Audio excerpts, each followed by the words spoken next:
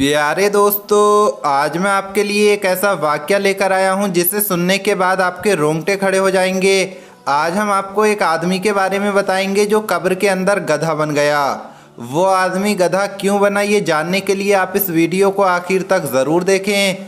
लेकिन उससे पहले अगर आपने अभी तक इस वीडियो को लाइक नहीं किया है तो वीडियो को लाइक करें।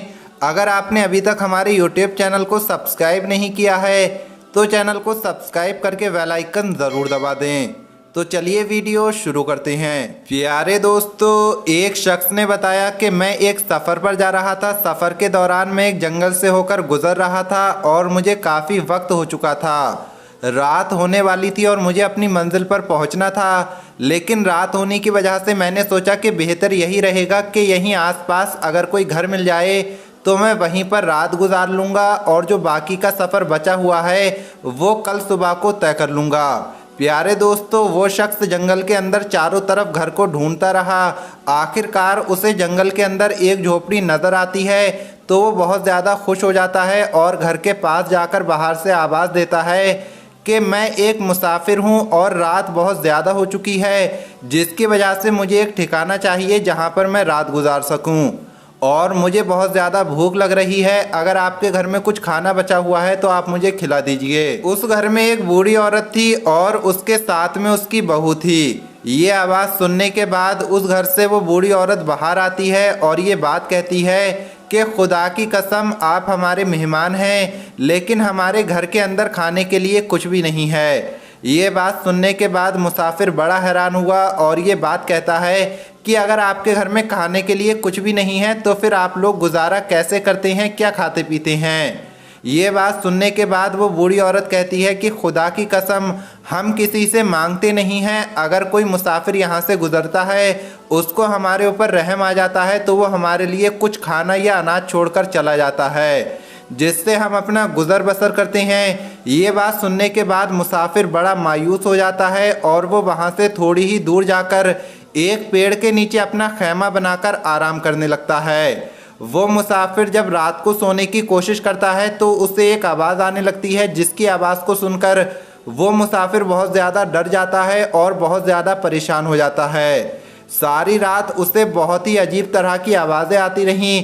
उसे ऐसा महसूस हो रहा था कि एक गधा है और वो बहुत ज़्यादा रो रहा है, बहुत ज़्यादा तड़प रहा है। उसने सोचा कि मैं ज़रूर पता करूँगा ये कौन सी आवाज़ है और कहाँ से आ रही है और ये आवाज़ कौन निकाल रहा है। लेकिन अभी रात में जाना बेहतर नहीं है, इसलिए मैं सुबह उठकर देखूँगा कि ये आवाज़ किसकी है और कहाँ से आ रही है और ये इतने भयानक गधे की तरह कौन रो रहा है। इस तरीके से उसको रात भर वो आवाज़ आती रही, लेकिन किसी ना किसी तरीके से वो मुसाफिर अपनी रात को गुजार लेता है। जब सुबह होती है, सूरज निकलता है तो वो उसके बारे में पता करने के लिए निकल जाता है कि रात को किसकी आवाज़ आ रही थी। जिस तरफ से आवाज़ आ रही थी वो उस तरफ चलता है। कुछ ही दूर जाता है तो उसको एक कब्र नज़र आती है। वो देखता है कि आधी कब्र खुली हुई है और आधी बंद है, लेकिन जहाँ से कब्र खुली हुई है वहाँ से एक गधे का मुंह बाहर आ रहा है। यानी कब्र के अंदर एक आदमी था जिसका आधा जिस्म इंसान का और सर गधे का था।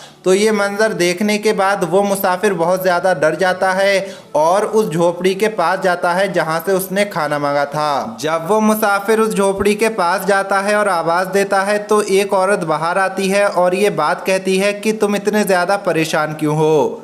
मुसाफिर कहता है कि रात भर मैं सो नहीं पाया, मुझे बड़ी ही अजीबोगरीब आवाज़ें आ रही थीं और मैंने सोचा कि रात को तो नहीं लेकिन सुबह जाकर मैं ज़रूर पता करूँगा कि ये आवाज़ किसकी है। तो जब सुबह हुई और मैंने जाकर देखा तो बहुत अजीबोगरीब चीज़ मेरे सामने आई, जिसको देखने के बाद मैं बहुत ज़्यादा डर गया हूँ। मैंने देखा एक कब्र के अंदर एक आदमी है जिसका आधा जिस्म इंसानों की तरह है और आधा जिस्म गधे की तरह है। ये बात मुझे बहुत ज़्यादा हैरान कर रही है और यही पूछने के लिए मैं आपके पास आया हूँ। अगर आपको इसके बारे में कुछ मालूम है तो मुझे ज़रूर बताइए। वो औरत कहती है कि अगर आप इसके बारे में ना पूछें तो आपका क्या जाएगा। मगर मुसाफिर ज़िद कर बैठा कि मुझे उसके बारे में मालूम करना है कि आखिर ये क्या मामला है।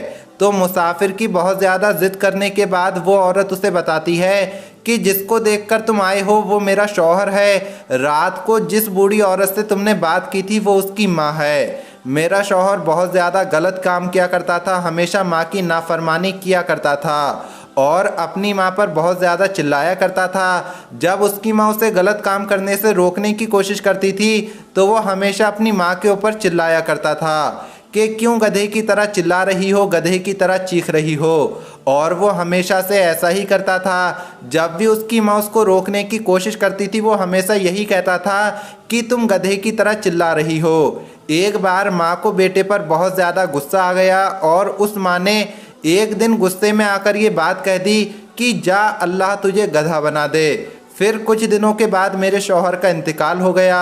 मेरे शौहर को कब्र के अंदर दफनाया गया तो उसके अगले ही पल अल्लाह की तरफ से अजाब नाजिल हुआ और उसका आधा जिस्म इंसान की तरह और आधा जिस्म गधे की तरह हो गया।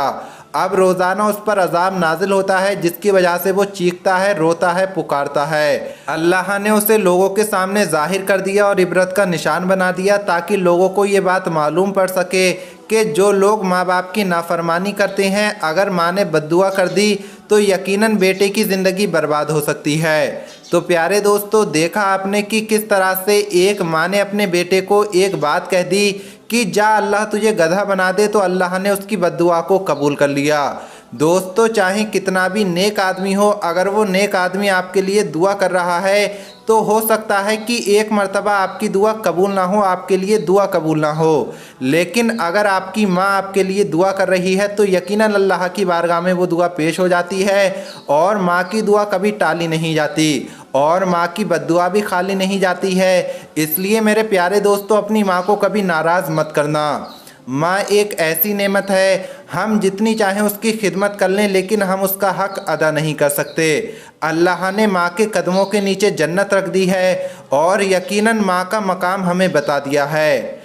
आज की इस वीडियो में इतना ही। आपको ये वीडियो कैसी लगी कमेंट बॉक्स में ज़रूर बताएं। अगर ये वीडियो पसंद आई हो तो इसे लाइक ज़रूर करें।